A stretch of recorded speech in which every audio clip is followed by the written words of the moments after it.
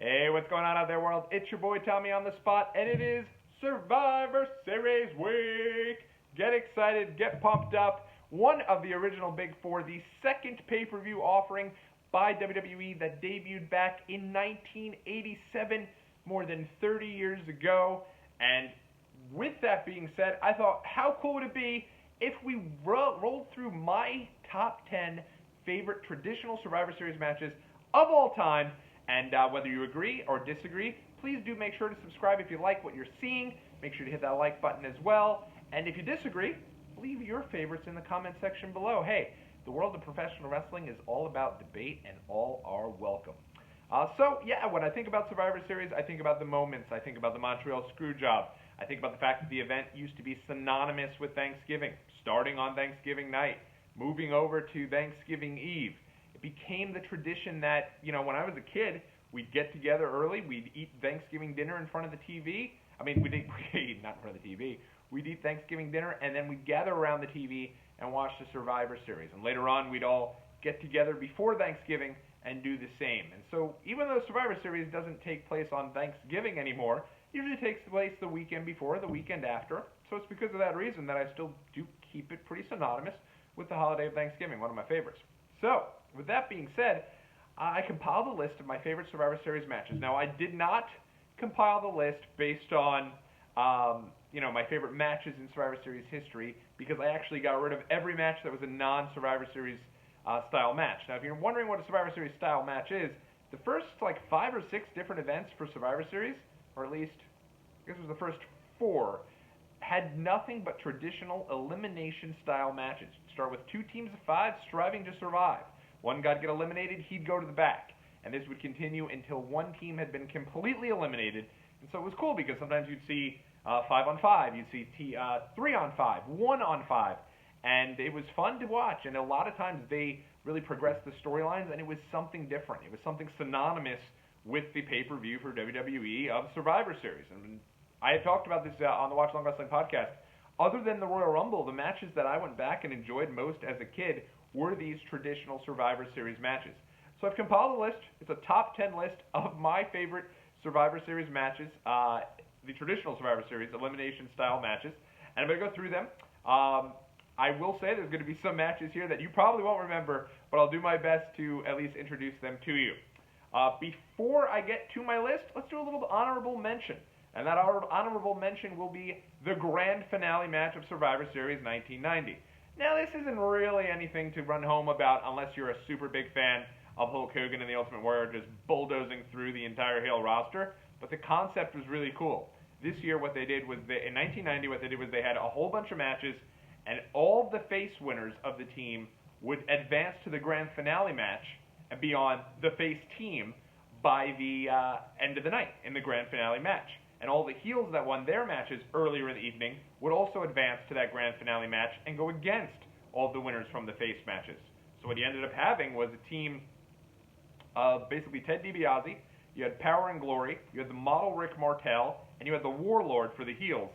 They all won their matches. DiBiase advanced on his own, and the team of Power and Glory and Power and Glory, Warlord, and Rick Martel, that entire team advanced. So those 5 guys went there, and the faces that advanced were Hulk Hogan, who was the sole survivor of his team, Ultimate Warrior, who was the sole survivor of his team, and what I personally loved, Tito Santana, who was the sole survivor of his team. Didn't look like they were going to go that way at all, but he defeated Sergeant Slaughter to advance for his team, and he got to be there, hanging out at the end with the 2 big top guys in WWE, in Hogan and Warrior. So it was really cool to see Santana get the rub there. He ended up getting eliminated, but it was a cool concept, and they never did it again. What I always liked about Survivor Series is they'd always do different types of things, whether it be that match, whether it be the wild card match in 1995 where it was heels and faces mixed. They never redid these types of things, but I always at least appreciated that they try something different. And that's what all Survivor Series really was built on, was these types of elimination matches that were all built on something different. So, let's get into it. My top 10 Survivor Series matches of all time, and I'm going to let you know that the first 3 of these are going to be probably matches that you may not remember at all. Well, let's get into it. Number 10, Survivor Series 1996. We actually just reviewed this on the Watch Long Wrestling podcast. If you get a chance, go check it out in our archives. You can watch along with me as we go through this entire show just this past weekend.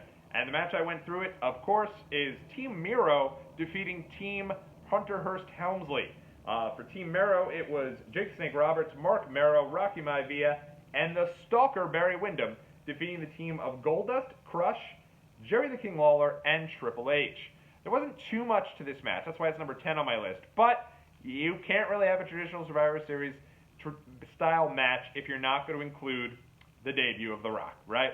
Rocky Maivia, this is how you debut a guy. Ended up being the sole survivor and did so by eliminating 2 guys on his own and looked damn good in the process. You could tell that first night in, the Garden crowd loved him, cheering for Rocky, Rocky, Rocky. The entire match was built around him. A great debut for The Rock and a solid traditional Survivor Series match. Shout out to Jake Roberts, who ended up filling in for Mark Henry and also getting a good little pop right there at Madison Square Garden. All right, number 9, Survivor Series 2006, Team DX versus Team Rated RKO. Now, this is the only match, probably on the entire list of matches here, that is a complete and utter one-sided affair. You had Team Generation X, which consisted of Triple H, Shawn Michaels, the Hardy Boys, CM Punk, and they defeated Team RKO, who was Randy Orton, Edge, Mike Knox, Gregory Helms, and Johnny Nitro. Now, if you're scratching your head going, huh? Why is this match on there? Well, even though Team DX completely wiped out Team Rated RKO, I love this. You had different wrestlers from all 3 brands, Raw, SmackDown, and ECW, on both sides of the dime there. Think about that star power on that team. Team DX, Shawn Michaels, Triple H, the Hardys, Matt and Jeff Hardy, and CM Punk. That very well might be the greatest team ever assembled, and probably the most popular team ever assembled. So I loved it. I thought it was really cool. There's a lot of really cool moments on there. Shawn Michaels super kicking Mike Knox, then asking Triple H who he is and where he came from. The entire Chicago crowd cheering their asses off for CM Punk, who was a brand new guy at the time. And they actually interrupted DX's speech of the "Are you ready?" You know, Triple H comes out and he does his whole, like, he's getting ready to do the whole DX, let's get ready to suck it chant. He gets the mic, the crowd doesn't even let him speak because of how hard they're going for CM Punk. So I loved it, and it was cool. Triple H actually gave Punk the mic, and Punk did the "Are you ready?" and it was awesome, man. So that match right there, even though it was one-sided, a lot of fun moments. Go back, check that out. It actually came down to that entire team against Randy Orton, and it was at a time where Randy Orton was the sole survivor at 3 Survivor Series pay-per-views prior. So I actually thought Orton had a chance to run through Team DX, but it was not to be. All 5 guys survived, and if you watch that match, all 5 guys probably should have survived, but it was cool. Check that one out. All right, number 8, Survivor Series 1993, the team of the 1-2-3 Kid, Marty Jannetty, Razor Ramon, and the Macho Man Randy Savage, defeating the team of Diesel, Adam Bomb, IRS, Rick the Model Martel. You're confused. You don't remember this at all. It's the opening contest of Survivor Series 1993, and forever, this was my favorite Survivor Series match of all time, specifically as a kid. Comes down to Diesel and Adam Bomb, the 2 huge guys, going up against the 1-2-3 Kid and Marty Jannetty. I was a huge fan of both. 1-2-3 Kid was about my size when I was 8. Marty Jannetty I've always been a huge mark for, and the 2 little guys got it done. They were the sole survivors. They eliminated the 2 big guys, and it's a great little match. Go check that out. And WWE did what they could, the best they possibly could, to make up for the fact that Mr. Perfect had disappeared before this match, and they needed to find a replacement. So they ended up finding Macho Man Randy Savage, and he got quite a pop as he came out. But a really cool match. It was cool to see the littler guys get the rub. All right, those are out of the way. Let's get to some of the matches that you're probably a little bit more familiar with. Number 7, the Team Shield and Un-Americans defeated the team of Cody Rhodes, Goldust, Rey Mysterio, and the Usos at Survivor Series 2013. This is another match that kicked off the show, and it completely stole the show. Excuse me. Hopefully we'll get to Survivor Series 2013 at some point on the Watch Along Wrestling podcast. But this match right here steals the show on that card. If you're not going to watch anything on the Survivor Series 2013, if you look at that card and you say, what the is Big Show doing in the main event against Randy Orton? Don't worry, I'm telling you, this match was great. Not to mention, this match right here is what solidified Roman Reigns as a super top guy. He's the sole survivor in the match, and he just does so as a total badass, and it was the type of moment that was like, oh crap, this guy's going to be big time. Not only big time in the Shield, but he's going to be a big time main eventer. And the crowd ate it up. Go check this match out. It comes down to Rey Mysterio and Roman Reigns, and it's really, really good. Not to mention, this is also the time where Goldust and Cody Rhodes were on top of the tag team division. They were having great matches at this time. These guys were on fire. Goldust had found the fountain of youth, and he was looking really good in the process. Go check this match out. This match does really, really well, and I love it. Holds up to this day. Number 6, kind of in the same vein as the Survivor Series 1996 match with Rocky Maivia. It's the Survivor Series 1990. We're going back to it. Mentioned the grand finale match. Well, this is the $1 Million Team defeating the team of, so the $1 Million Team consisting of Rhythm and Blues, Honky Tonk Man, Greg the Hammer Valentine, Team Captain Ted DiBiase, and the debut of The Undertaker. And they would defeat the team of the Hart Foundation, Coco Beware, and Dusty Rhodes. I think it was called the American Dream Team, if you will. Anyway, great way to debut The Undertaker. And because remember the stipulation that all the heels advanced to the grand finale match, they did a really good job in covering up the fact that they didn't want Undertaker in that match because they didn't want to beat him in his first night in the company. So he got counted out and got automatically involved in a rivalry with Dusty Rhodes in the process. It's a really freaking good match. Go out of your way to check that match out. And it comes down to Bret the Hitman Hart and Ted DiBiase. At the time, Bret is a tag team guy, but he's finally able to start to show some of what he had to offer as a single. These guys go about 10 minutes to end the match, and it's really good stuff. Go check that match out. And not to mention, that's like right after Bret Hart loses one of his brothers. Real early on. He loses his brother, I want to say, either earlier that day or a couple days prior. He has the flu in the match, but he kills it, and Bret Hart, Ted DiBiase tear the house down. DiBiase gets the win and solidifies himself as probably the top heel in WWE at that time. Him or Savage. All right, this is it. We're getting to the top 5. We're getting to that nitty-gritty, if you will, and let's move right on to it. Top number 5 on the list is going to be from the Survivor Series 1988, the tag team match. That's right, two teams consisting of 5 different tag teams each. One member of the team gets pinned, the team is out. They did this in Survivor Series 1987, they did it in Survivor Series 1988, they did it with Survivor Series 2016, and they're bringing it back this year. It's Survivor Series 2018. I love the concept. Let's go through some of these teams. This is the reason why I chose this match here as opposed to all 3 of the matches that have happened. This is like peak tag team in WWE. So you had Powers of Pain, The Rockers, Shawn Michaels, Mark Jannetty, the British Bulldogs, Dynamite Kid, Davey Boy Smith, Hart Foundation, Jim the Anvil Neidhart, Bret Hitman Hart, and the Young Stallions going up against the team of Demolition, the Brainbusters, the Bolsheviks, the Rougeaus, and the Conquistadors. So the hillside is probably not as deep as Bayside. But this is a great match. This match goes like 45 minutes. Probably best known as being the final night in the company for the British Bulldogs. There's a story about how the Rougeaus had sucker punched Dynamite Kid with a big stack of dimes in the back, and then had to go out for this match. They eliminate the Rougeaus pretty quick, leave the Bulldogs out there on the apron for an extended period of time, and by the time the Bulldogs get to the back, story goes, the Rougeaus were already on the road, and that was the end of the Bulldogs in WWE. But this is a lot of fun. This is tag team wrestling at its best. I'd say 6 of the 10 teams were freaking great. And what was really cool about it was the team of the Young Stallions, Paul Roma and Jim Powers, had survived the year before with the Killer Bees. So it was kind of like, are they going to do it again? They didn't. But I always liked the fact that they were able to bring out some of those underdog teams and give them a chance to showcase what they had on these Survivor Series teams. To make matters even better, it has a perfect double turn at the end of this show, where basically, at the end of this match rather, where basically the Demolition, who was with Mr. Fuji at the time, Fuji turns on Demolition, aligns himself with the Powers of Pain, which automatically had Powers of Pain become the heels. They look like heels anyway. And you had Demolition, who were heels for such a long period of time, now as your baby faces, who people really wanted to get behind anyway. So, Axe and Smash, Barbarian, Warlord, Powers of Pain, Demolition, Go check that match out. Way back, Survivor Series. Sorry guys, Survivor Series, 1988. Hopefully I can get through this.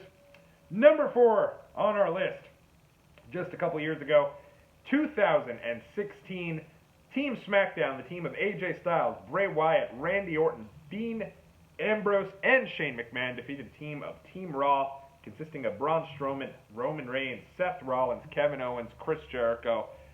Can I go through those names one more time?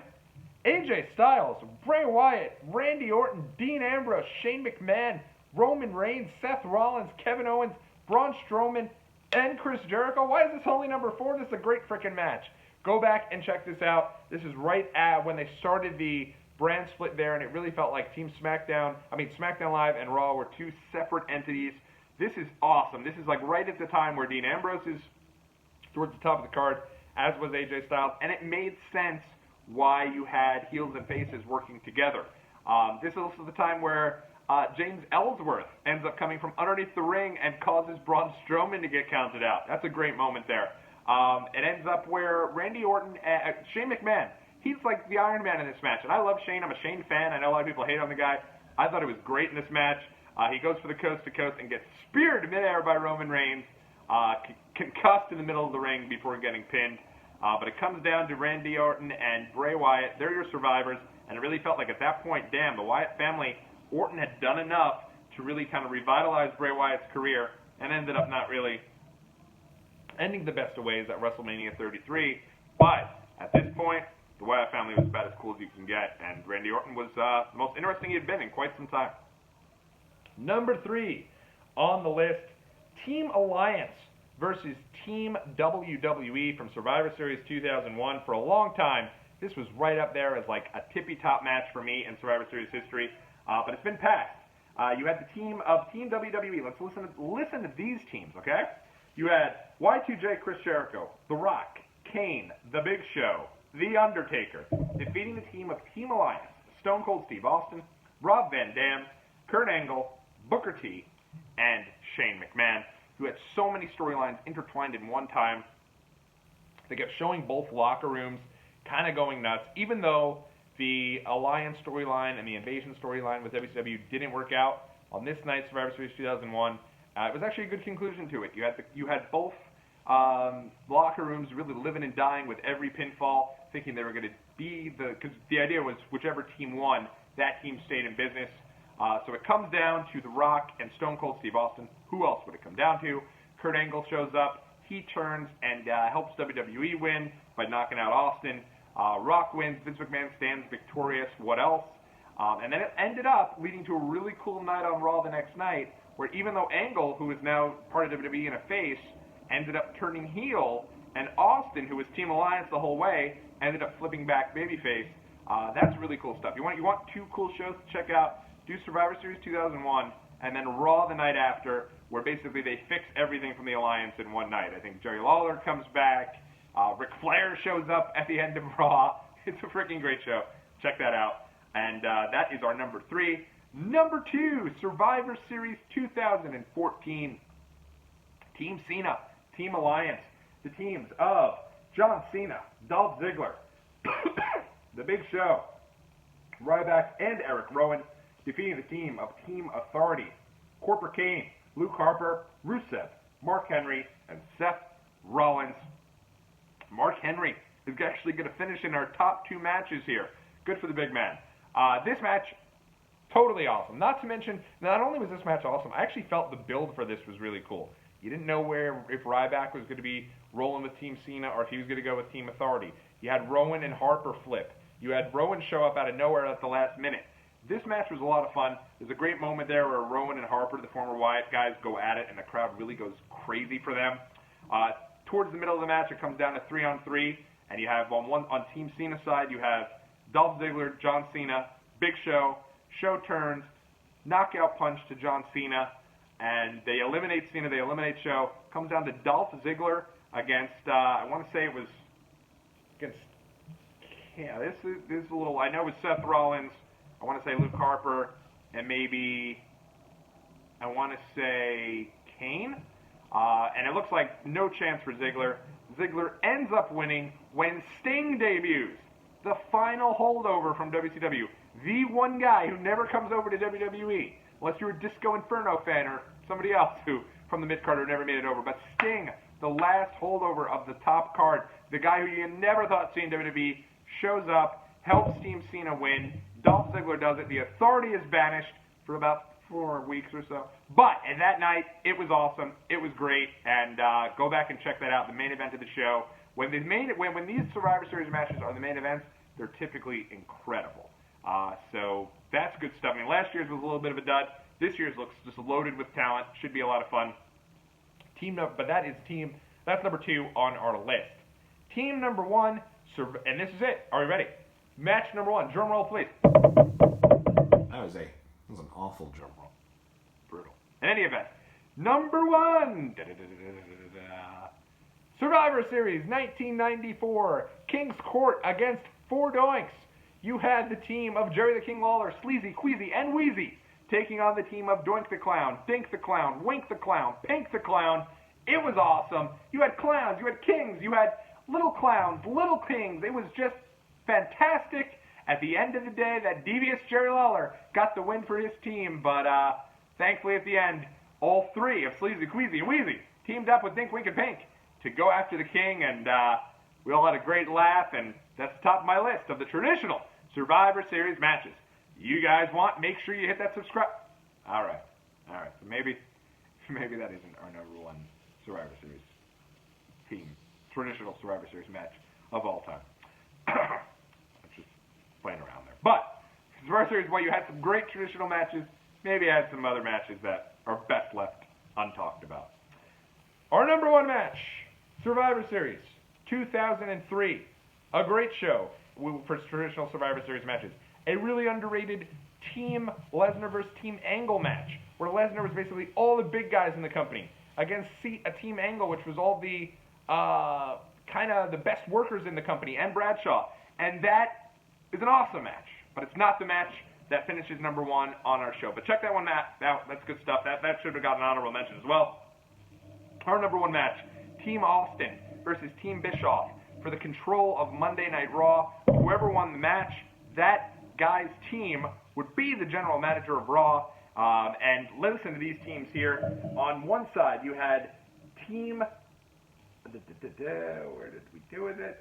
Team Austin, which consisted of the Dudley Boys, Rob Van Dam, Booker T, and Shawn Michaels, taking on the team of Y2J, Chris Jericho, Christian, Mark Henry, Big Papa Pop Scott Steiner, and Randy Orton. We just did actually a Watch Long Wrestling podcast on Survivor Series 2002, the year before, where it looked like Scott Steiner was going to be the next big thing in WWE. You want to check that out? Check it out in the archives. But this match right here has everything you could possibly want. So many twists and turns. Stone Cold is incredible. While he's not in the ring wrestling, him on the outside, he's living and dying with every single thing his team does. He's pumping his fists. Bischoff's excited when everything that happens on his side, and they're just going back and forth. And Austin and Bischoff do such a good job on the outside that you're really living and dying with every single thing that happens during this match, because you just want Team Austin to win. And at the end, it comes down to Shawn Michaels putting on the performance of a lifetime. Some of the selling he does in this match is the best you'll ever see.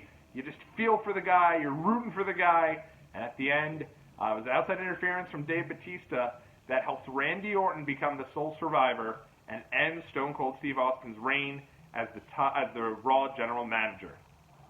That's going to do it for me, guys.